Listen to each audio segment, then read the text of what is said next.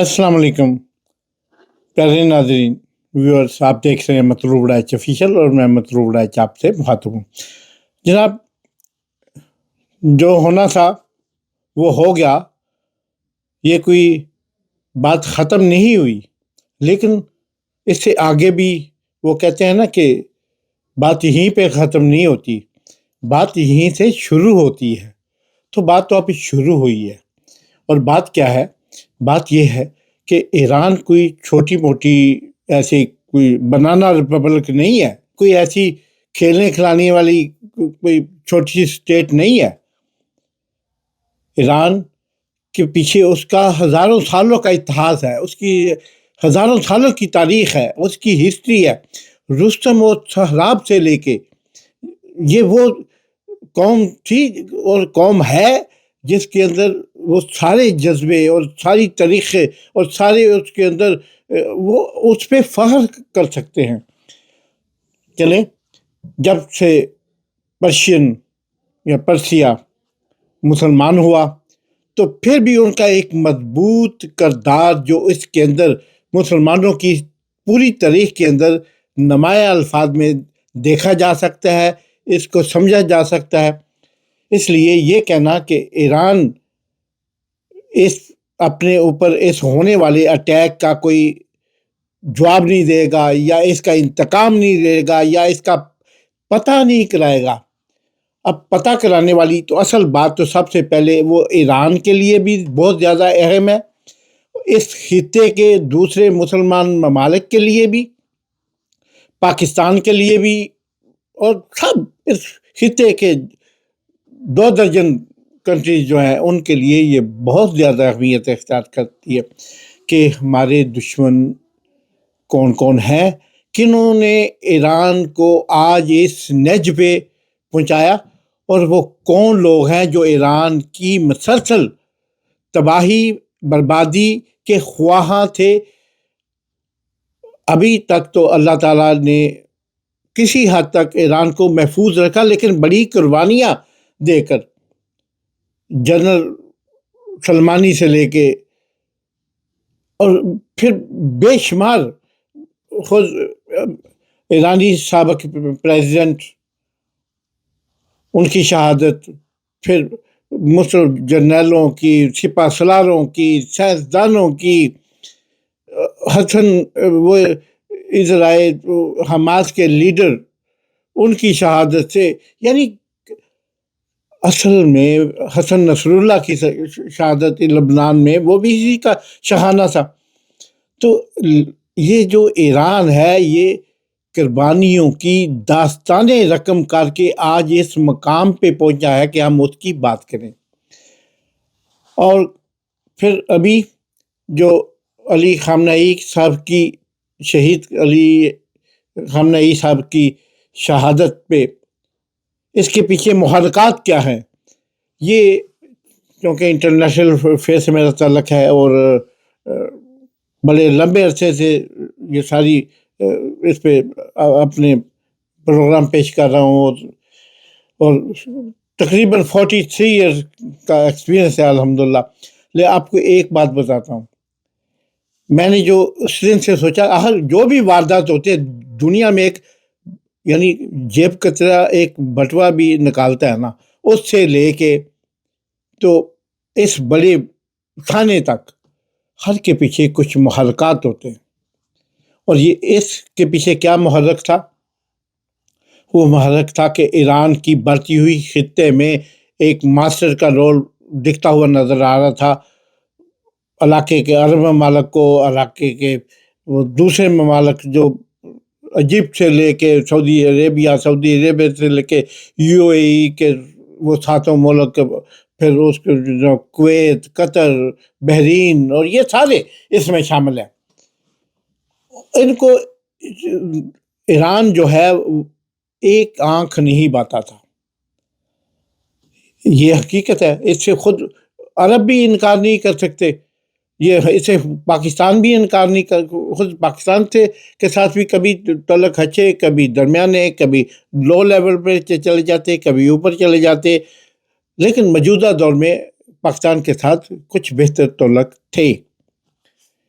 پاکستان پہ بھی ایران نے اٹیک کیا، پاکستان نے واپسی اٹیک کر کیا، پھر ان کے ایران کے مرحوم صدر پاکستان میں، شہید صدر پاکستان میں آئے، انہوں نے پاکستان سے یہ مطلب ہوتا رہتا ہے، وہ دو گلاس ایک جگہ پڑے ہو نا تو وہ بھی آپس میں ٹکرا جاتے ہیں. ہم تو پھر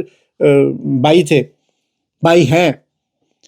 لو جی، ہوا کیا کہ واشنگٹن پوسٹ نے اپنی ایک رپورٹ میں، اور واشنگٹن پوسٹ وہ نیوز پیپر ہے جنہوں نے پہلے بھی $1 بلین جو ہیں وہ ہرجانے کے طور پہ ادا کیے ہیں، لیکن کسی اخبار، کسی ادارے، کسی کمپنی کو یہ $1 بلین میں پے کرنا، یہ اس کی طاقت نہیں ہوتی. اور واشنگٹن پوسٹ اس قدر اس کے مضبوط ادارہ ہے جس کی بات پہ اعتبار نہ کرنا ہی آپ کو گیم سے باہر کر دیتا ہے.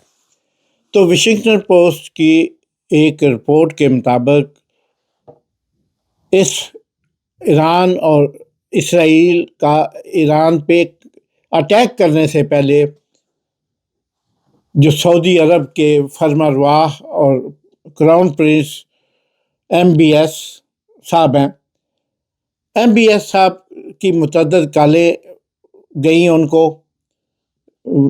پریزیڈنٹ ٹرمپ صاحب کو. پریزیڈنٹ ٹرمپ کو وہ قائل کرتے رہے کہ، کیونکہ اس سے پہلے جب ان کی کال کوئی بھی جاتی تھی واشنگٹن، وہ ریکارڈ بتاتا ہے کہ اس کے مطابق، واشنگٹن پوسٹ کے سورسز کے مطابق، اس سے پہلے انہیں ایک کال نتنیاہو صاحب کی اسرائیل سے بھی موصول ہوتی تھی.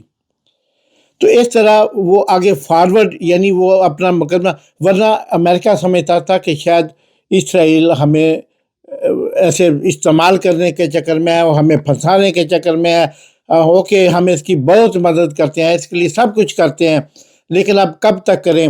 اس قسم کی کوئی باتیں چل رہی تھیں، کیونکہ ٹرمپ صاحب کو ملک کے اندر بھی ڈیموکریٹک طرف سے ایک ریزسٹنس تھی، مزاحمت محسوس ہو رہی تھی پارلیمنٹ کے اندر بھی. ابھی ریسنٹلی سپریم کورٹ نے بھی ان پہ بین کر دیا کہ وہ کسی ملک پہ ایسے ہی اٹھ کے ٹیرف نہیں لگا سکتے.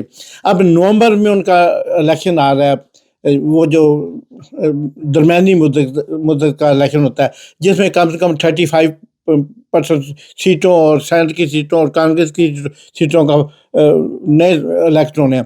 تو موجودہ حالات کے تناظر میں دیکھا جائے تو ٹرمپ ان میں سے 5% کی کہیں دوڑ میں نظر نہیں آتے. اب انہیں بھی بالکل نریندر مودی کی جیسے ہر بہار کا ہو، بنگال کا ہو، یا پنجاب کا ہو، ہریانہ کا ہو، کسی الیکشن سے پہلے وہ کوئی نہ کوئی پاکستان کے ساتھ مدعا چھیڑ لیتے ہیں، اور جناب پھر نریندر مودی صاحب کا ادھر جا کے جو ہے وہ ٹکنا. اور ابھی ریسنٹلی 3 دن پہلے یعنی جس دن یہ واردات ڈالی ہے امریکہ اور اسرائیل نے، اسے صرف اس دن وہ واپس اپنے ملک کے لیے فلائی کیا انہوں نے.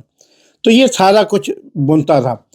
سعودی عرب نے قصہ مختصر، سعودی عرب کے کراؤن پرنس نے اور نتنیاہو نے بار بار اس کو فورس کیا کہ ہم اوپر سے جو ہے وہ ایران کو بھی اور مسلم ورلڈ کو بھی ہمیں رکھنا ہے قابو میں، نہیں تو اگر عوام مشتعل ہو گئے، لیکن اندر سے ہم تمہارے ساتھ ہیں. یہ میں نہیں کہہ رہا، یہ میں ایسے سٹوری نہیں تلاش کر رہا، یہ یا کوئی ایسی کوئی داستان بیان نہیں کر رہا، فکشن بیان نہیں کر رہا. یہ واشنگٹن پوسٹ اگر یہ چاہتے ہیں، آج بھی اس پہ ایک بڑا مقدمہ کر رکھا ہے واشنگٹن پوسٹ پہ پریزیڈنٹ ٹرمپ صاحب نے، لیکن اس میں ان کا کوئی چانس نہیں.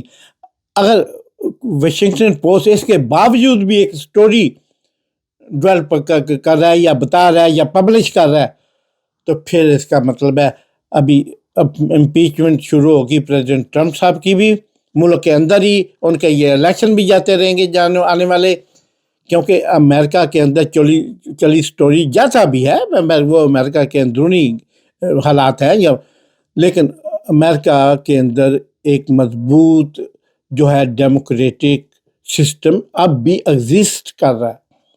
تو میں جو اپنی سیاست کی، اپنے پچھلے جو ریفرنس کی وجہ سے اس کو دیکھوں یا خود امریکن کے اندر جیسا تک اپنا ہے وہ میں دیکھوں، تو مجھے صاف نظر آ رہا ہے کہ اس میں یہ 4 اشخاص، 4 لوگ، نریندر مودی، نتنیاہو، MBS صاحب اور پریزیڈنٹ ٹرمپ صاحب پھنستے ہوئے مجھے نظر آتے ہیں۔